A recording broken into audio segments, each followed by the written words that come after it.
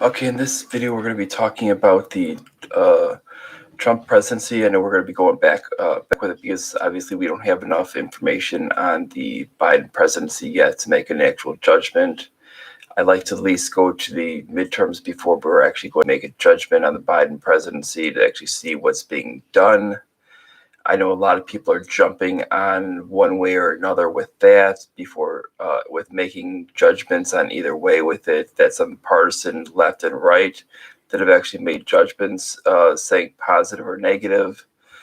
But those are usually people who are trying to basically make an actual partisan point without really having any evidence to back any assertions. I would like to really get an actual feel before going into at least one election before doing that. So what we're going to do is go back to the actual previous president and kind of show where things went wrong with it, and actually kind of show more in a wide spectrum kind of how things could have actually been done right. Not necessarily going at direct policy, but more going into how to approach the policy and what approach to policy is completely wrong. Now, first of all, what approach to policy is completely wrong is going with nationalism and populism. While populism might seem like you're going after what's popular in the country, it really isn't. If you really kind of look at what populism has always been, it kind of, and if you look at its popularity in every spectrum that we've seen it in, it always happens to be that it ends up grasping toward what ends up looking like a pretty package. And if we end up looking at it, really what populism really tends to be is it's basically all that it tends to be is something that could be wrapped up in a cult of personality.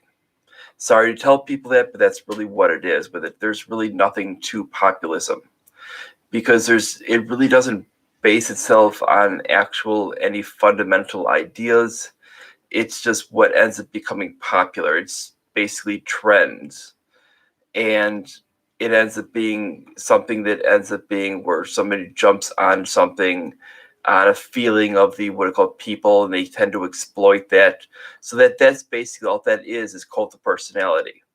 Is they end up actually what it calls we've had this historically with it in the United States. We've had it here. We've had it abroad. We've had it in other countries.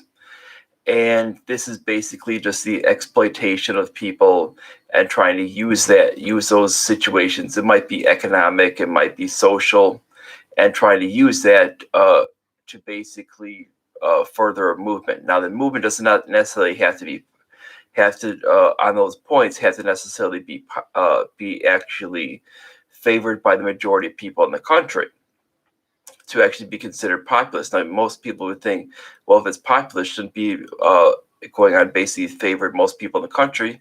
That's where it actually is wrong. It does not necessarily have to be.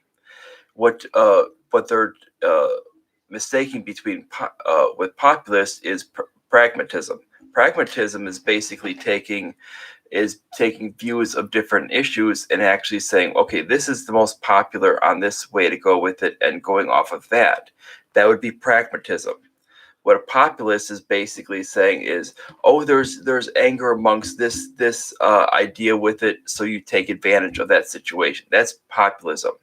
What nationalism is basically doing is you're basically it's not only you're taking that, you're now fueling on anger of everything that's outside your country and everything that is not like that specific group.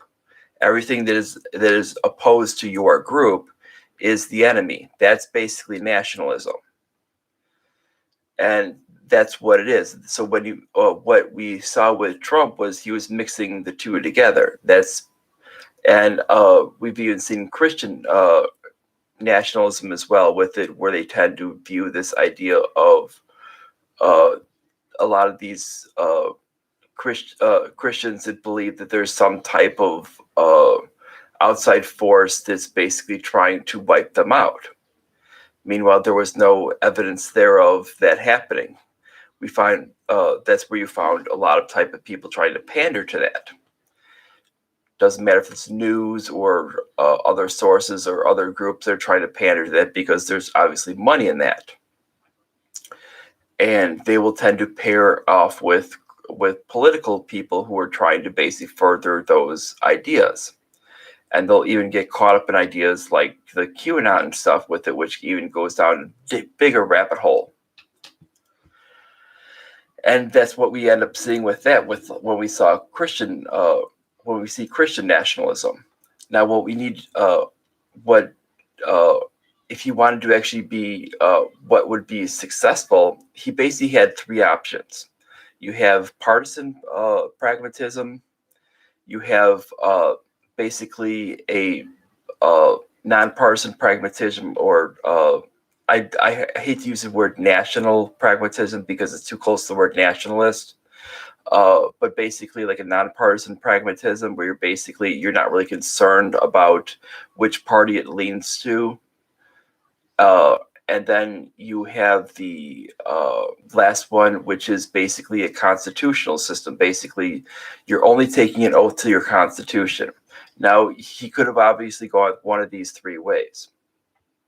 Obviously, if you take a constitutional nationalism, you are going to anger people, but they're going to understand why you're taking that approach. Now, in the end, in the shortcoming of a constitutional nationalism, constitutional approach, you're going to anger a lot of people in the shortcoming. In the long term with it, they're going to see the outcome is actually going to be better for people regardless of the political spectrum.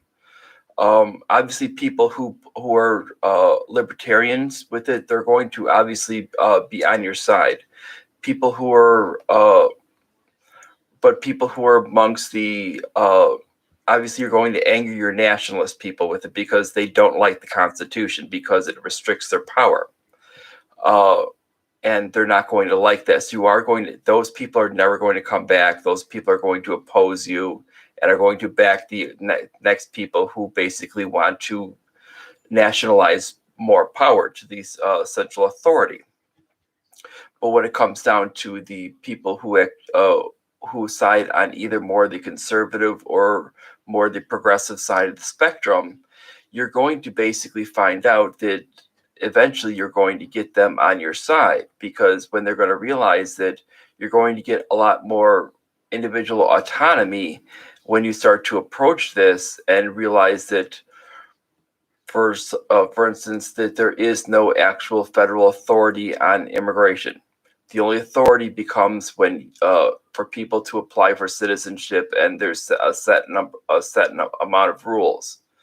That is going to basically appeal to big time to those who actually want positive immigration reform for it. Now that is going to aggravate people on the conservative side, but the conservative side are going to realize when it comes down to this time to control for the census, they're going to realize that their ideas to basically go against immigration that have actually hurt them over the years and actually benefited liberal states, they're going to realize that that's going to help them. And then eventually, if they drop these things, they're going to realize that it's going to be beneficial to them to be more helpful to these new people coming in, as they're eventually going to become voters, and you need to kind of get them on your side. When it comes on to the ideas of a lot of these new departments, a lot of the new departments are going to have to go away because, frankly, they're not constitutional. And when it comes down to those things like that, when it comes down to a lot of these things like that for spending, so these things are going to be popular on the conservative side. And because of this is going to appease conservatives. And even getting rid of things like the EPA is going to appease conservatives as well. It does not necessarily mean that it's going to change much, because obviously what's going to happen is this is going to hand autonomy over to the individuals. The individuals are now going to be able to sue anybody who damages their property because of the way the Constitution is structured. These companies aren't going to get that slap on the wrist from the EPA. And that's what's going to happen. There's not going to be, the EPA gives them a slap on the wrist. They get crony capitalism through later on parts and through other parts of the government, where the government tends to kind of bail them out in other areas of funding, so that based on the bigger companies and the smaller companies end up getting kind of hosed. And it becomes more neutral when you in, like, let's say energy, the energy department goes away, and you have basically neither fossil fuels nor green energy gets an actual boost in subsidies. Neither side does. You're going to also see, and what's going to happen? That's going to kind of make both sides realize that both of their energies are kind of got to get a hit, but neither side's going to get a boost, which means the actual people are going to have an actual benefit, because both sides are going to have to actually compete. And they're going to have to compete, and it's going to become lower prices. And it actually leads to lower prices for the people, which is going to help that out. And you're going to find out that eventually you start realizing all these things have to go with it, and you're going to realize that when it comes down to even the financial sector, the financial sector is going to be where you're going to have to eventually you're going to push for going down to eliminating the paper money and going down to only silver and gold money as the Constitution states. And this is going to be something in which is going to change the actual purchase power. The purchase power is going to go through the roof. Now it's going to have to cut down spending. But as we see, as we've seen with the actual spending, you're getting rid of a lot of the actual spending there. So that's going to change. It's also going to change when we start to look at foreign policy. Now, the foreign policy is, if we start to look, we actually, number one, we weren't supposed to have an actual standing army.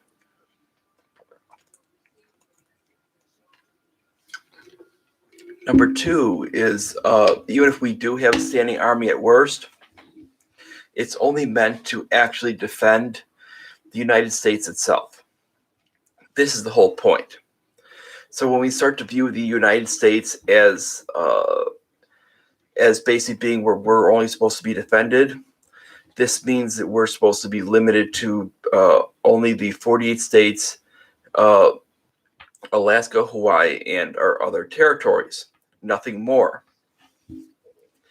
We're not supposed to basically be handing out military money, and this is supposed to be it. We're not supposed to be in NATO, any of this other garbage. So basically that's it. We're not supposed to be, and then we're not supposed to be stationed in any war. Any war is not supposed to be funded for more than 2 years. This is actually within the Constitution. You actually have to revise the Constitution itself. And this is actually constitutional. So anything beyond that point would be unconstitutional. And I think that we need to get to a point to where we need to start viewing things as where we were only going to. This is why if you would have taken that approach, it would have ended up leading to a better purchase power, which is people are going to appreciate. People want to basically buy more things with their stuff. People were not viewing China as basically undercutting us.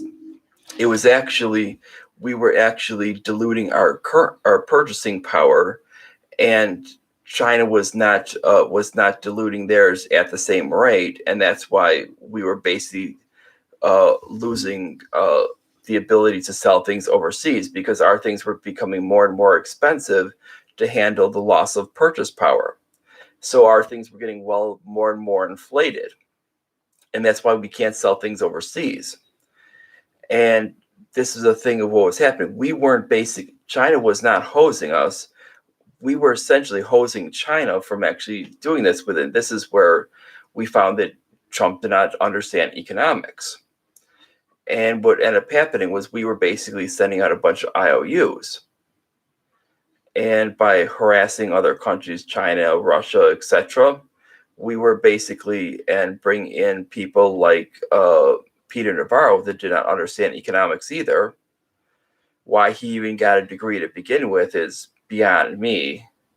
I have no idea how they even allowed him to even pass high school level economics, because he does not even understand even the basics of economics. And it shows in his ideas. I mean, and this is where he came up with these points. But if you went to this point with it, okay, you would have eventually angered at the start both parties. He could have actually not focused on the media, but just basically worked on getting us back onto a constitutional basis. He could have created a coalition between both parties to get every one of these agenda things done. And he could have worked across the aisles in both parties, and it would have actually gotten done pretty quick, because there would have been people on both parties that he could have actually worked with, and he would have been seen as a president that could have actually gotten things done. And when it would have been seen overall within the start with, it would have been a little bit rough for the first, I would say, 2 years. But then after that, it would have actually been for the next 2 years, you would have actually seen all of the benefits of these changes that he would have been making. Purchase power would have been soaring above with it. All the cuts with it, you have been seeing people coming back from the military. We would have started onto a path of starting to pay off debts and all of these other things, because now we'd have actually currency that would actually be meaningful, and starting to actually do things with that, and eventually getting down to, when we pay down the debt, getting down to where maybe we could do that, and then maybe getting rid of all of these public buildings that don't need to be owned by the federal government, using that to fund Social Security, and doing all these things with and starting to eliminate all these things that are not necessary. And it could have been done very easily. And the idea of the civilian intelligence, and let's go on the idea of military intelligence for the country, as the idea of taking oath to the Constitution, not to secrecy. Ending Gitmo, and doing all these things. These things could have actually done this thing, ending these all these interrogation sites around the globe. That could have done something for him. Now, when we start to look at, that would be one option he could have done, and that would have been very, very could have started rough, but would have actually turned it around eventually. And the eventual usage would have been, he would have been setting a standard for what presidents would have to do in the future, because the countries, and he would have severely limited what power the executive would have in the future, because now he's essentially set a legal precedent on what the actual power would be if he would have done that. Now, he would have two other options in which what would work for him to be popular as a successful president, not necessarily popular president, but successful.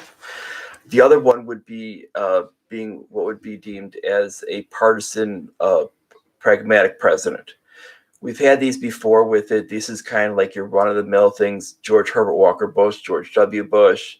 These are ones that basically what they do is they kind of find out the center point of their party, and they actually hit that center point, and that's kind of what they make for everything in the party. They use this as pragmatism on their ideas. If the party says go this way, you kind of go this way on every issue. You're basically looking at which way the wind blows on each issue, and you find which way your party kind of swings on that issue. Not just your people in the congressional offices and people in these other political seats. You're also looking at which way the voters actually swing as well, and that's kind of what ends up happening. And he could have actually done that as well with it. And it wasn't necessarily that people were all on this whole MAGA idea. They might have been, in many cases, loudest on like Twitter and such, but not necessarily. There were a lot of other people that were not necessarily on his side when it came down to a lot of issues. As we saw that people, we've seen that sometimes he would use this idea of pragmatism, but then other times he would tend to want to listen to the media. Other times he'd want to listen to certain of his advisors, and he would jump around. And he would tend to want to jump around a lot when it comes down to actually decisions. Sometimes he would actually listen to a lot of these lobbyists that would come into his office. And it made for a schizophrenic policy for every area. I mean, and it pretty much it didn't really matter what type of area of policy. It was pretty much across the board. Taking a look just even at his foreign policy could go anywhere from the most hawkish in one aspect to the most dovish in the other, and that could be within a week. And that was the whole problem with Trump. And we could see the whole thing swing within a week, where he wants to be diplomatic one week. Next week, he wants to basically bomb someone in the Stone Age, and making people like George W. Bush go, "What in God's name are you doing?" And we're seeing that as an actual problem. And we were seeing that as an actual problem during his administration. And that's something in which the actual issues are that was where he was coming from. Now, an actual partisan pragmatist would actually say, okay, where's the actual wind blowing on each one of these issues in the party? Not just politicians, but the actual party. Now, if we actually look throughout the whole time with it, at best with it, I mean, we've never seen any higher than about a third of the party be actual loyal Trump supporters. Two-thirds of the party have always been parts of basically being anywhere from moderates to neocons to more of your liberty-based people, and they've always been part of one of those other factions. So we know that they're not necessarily on board with his schizophrenic ideas. So basically, he would have to essentially swing more toward that realm to the consensus of what they would say, which would most likely be somewhere between like a moderate and a neocon. And that would be basically going more toward what George W. Bush would go with it in a presidency like that, or what like a Mitt Romney would have gone with Paul Ryan as VP. So he would have to go far more in that direction. And that would be more of his policies like that. It would have to be more policies toward that. And policies that probably would be far more, like in immigration, policies that would be far more liberalized in immigration. Policies that would be far more liberal when it comes to trade. And this is the thing because when it comes to trade with it would be definitely free trade. And you're talking with it, he was going completely against this. When it comes down to then when it comes down to not the last one, let's go to the last one, which would be kind of like a nonpartisan pragmatist. This is basically saying, don't care what party these people align with. I'm willing to cross lines with it just to basically get the things done with it. I just basically want to appease as most people in the country on every single issue. This means you're looking at each single issue. Basically, you're just taking pragmatism in the most general of terms. This would have meant that basically, as we saw, that immigration was popular and free trade being popular. This means he would have essentially gone in the exact opposite direction of what he did. This shows you this is why when we start to view why being populist is not necessarily what's popular, because we see that we see the populist movement wanted the exact opposite of what was popular. They were doing the exact opposite of it. They were against free trade, and they were against immigration, because they had this idea that, oh, they're going to take all of our jobs, and oh, free trade is bad because China is undercutting us. This weird idea of that China's undercutting us. Meanwhile, they didn't understand anything of economics, understanding that it was basically the excessive printing that was actually the problem, and the debt spending that was the problem, not coming from abroad. It was actually internally that was actually the problem, not externally. It was an internal problem. And this is why when we start to look at looking at that, his way of approaching that would have been that's almost the way Joe Biden has done for the most part so far with that he's tried to, at least with it. I mean, there's been some bumps in the road, but this is why when we see Biden's approval rating, we see that it's holding steady at 63%. And people on the right are saying, well, how come his approval rating is higher than like Obama's was? Well, there's reasons why. Because Obama was a populist, and he was very, very tribalist. And in many ways, with it, he embraced a lot of ideas of what would be nationalism, but tended to kind of take a little bit more of a progressive spin on it. Was taking some ideas of socialism with it. And then basically all Trump did was basically copy Obama, and pretty much basically just spin it over to the right wing side. Pretty much what we've seen basically during that era is a copy of the progressive era, going from Obama to Trump. That 12 years is pretty much the copy of the progressive era. In the modern era, hopefully there's people are smart enough not to basically continue it and not just have a little bit of a small break. Hopefully we're smart enough to actually say we don't want any more of it, and we're done with it for at least the near future, and we don't want to copy it anymore. And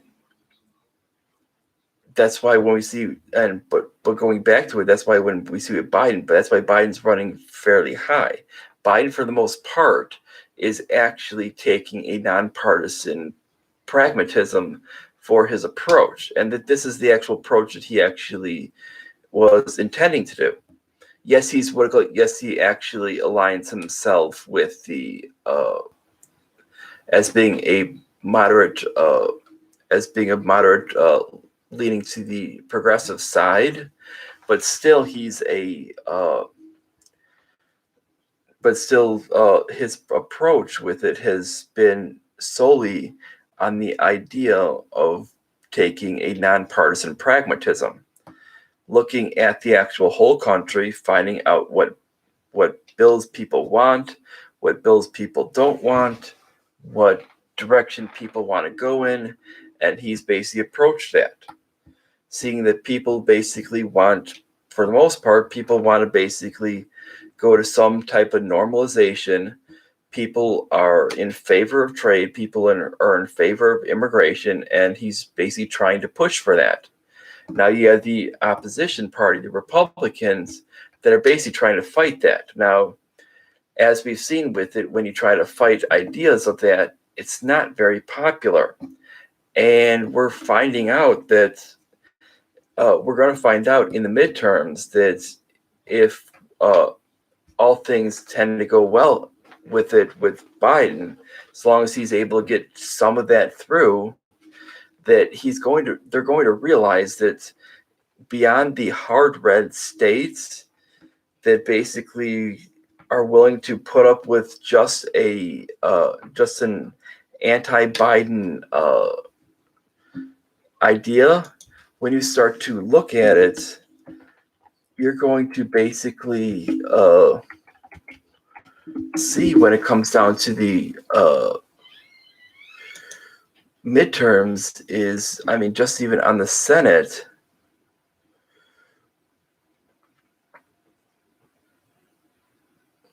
I mean, it's looking basically like I see potentially at least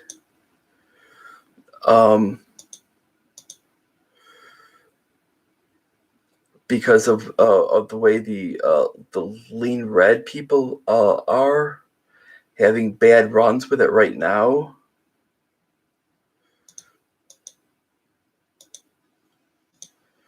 I see you're talking, the best case scenario for Republicans is basically just maintaining the seats in Ohio and Missouri. That's the best case scenarios, and that might not be the case. Those are the best case scenarios that they can do of the seats that are up with it. Now, if that makes it even worse, I see guys like Marco Rubio and Ron Johnson losing their spots. Ron Johnson's in my current state of Wisconsin. I don't see him winning. And I see Marco Rubio a likely loss, because Rubio has made a lot of mistakes, even in this session alone, by not really what I call clearly stating his point and not really articulating anything that makes any clear sense. Now, in Missouri, if they have anything clear, if Missouri can actually be a kind of a flip state, that can kind of go purple. That's kind of one of those weird purple states. That can easily go blue as well. And then same thing with Ohio. Ohio is very, very close. And if they tend to put up one of those hardcore Trump people, that is not going to work well, because as we've seen with Trump, when it comes down to those elections where he puts his names on things, they actually lose ground. And if they lose ground on that, that's going to make that pretty much a coin flip. And that's not going to be good. When it comes down to the other seats, I mean, it's likely that they're safe with it, but anything can happen. I mean, especially for any if it's a red person in any state that's potentially they could be potentially be purple, especially if they've made any mistakes. While I think he's done good until this recent the recent latter part of these 6 years, Rand Paul could be actually one who would potentially be at risk because of basically being the state of Kentucky. Kentucky is starting to slip blue. And being that, they could actually bump him out, because it doesn't matter that he's won his previous ones. This only matters that if you can, because that's actually not, we're not talking about we're not talking like with that, we're not talking about things like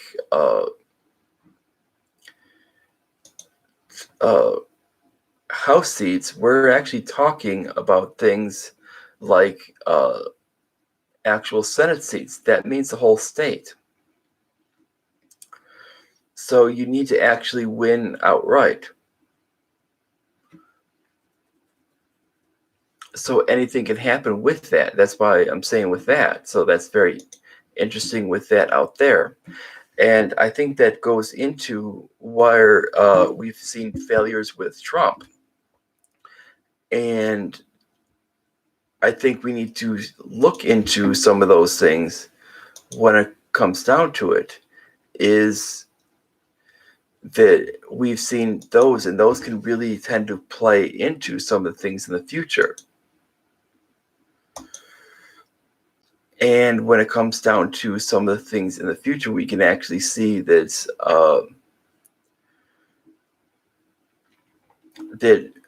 even on the next presidential map, it didn't help out Republicans as much as they were hoping. They're hoping it's going to help them out a little bit more. It really didn't. Because as Texas becomes more of a, what it calls, Texas is starting to lean purple.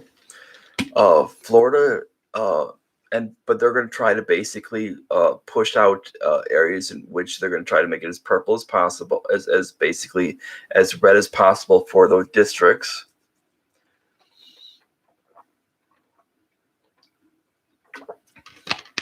But you're seeing Georgia is now basically a purple state. Florida still remains it with it, even though they've gone up. The governor's basically is going to remake the districts to basically be it, but there's only so much you can do in Florida because of its weird structure. So that's going to be even much harder than Texas will.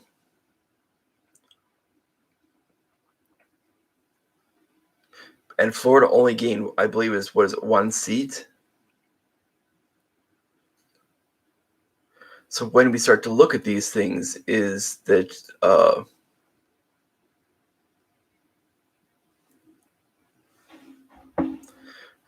they're not really gaining anything that's going to be enough for them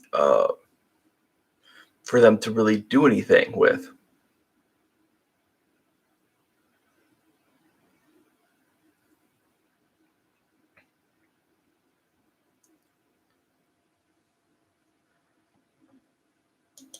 That's why when we start to view these changes with it, when we see the actual failure of Trump and how that plays into the election, you're going to see how Trump could have actually succeeded. He would actually currently be in office if he would have actually taken one of those three things with it. If he would have actually been either just pragmatic in general, partisan pragmatic, or an actual constitutional president, he could have actually done something beneficial for it instead of being a national populist, which we've actually seen the actual damage that he's actually done to his party.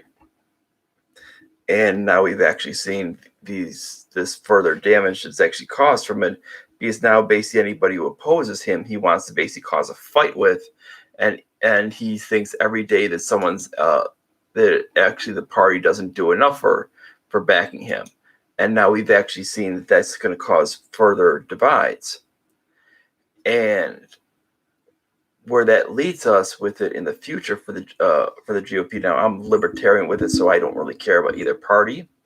So where that leads us in the actual further thing in the GOP is the GOP is basically kind of stuck between continuing to back these this kind of like dying movement, become like other nationalist dying parties in the that we've seen in the past and we've seen currently out there, or they can actually kind of say, okay, we'll take the hit now and we'll look to the future to actually kind of rebuild our party. Yes, it might take like a decade to rebuild our party, but we know we have to do that. And we're going to explain to our members that it's probably going to take like a decade. And we're probably going to take a real nasty whooping. But it's going to take a while for us to rebuild our party. And that could be that would be the smart thing to do. Take like 10 or 12 years to actually rebuild the party. But the fact is, good luck for them to actually do that, because they think every party thinks that they can win. The two major parties think they can win and turn around their party every 2 years and then every 4 years for every general election. This is about it. So I'm going to call it an end to it, and bye everyone.